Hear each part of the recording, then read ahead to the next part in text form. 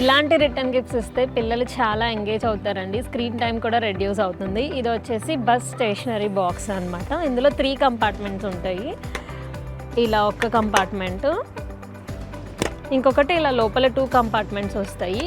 ఈ బస్ హ్యాంపర్లో ఏమేమి వస్తాయో చూద్దాము. ఈ బస్ బాక్స్, ఇంకా అలానే డిఐవై పజిల్ అనమాట, పజిల్ పెన్సిల్ సెట్, అలానే బర్గర్ షార్ప్నర్, అన్ని పిల్లలకి ఇంట్రెస్టింగ్గా ఉన్నవే అండి.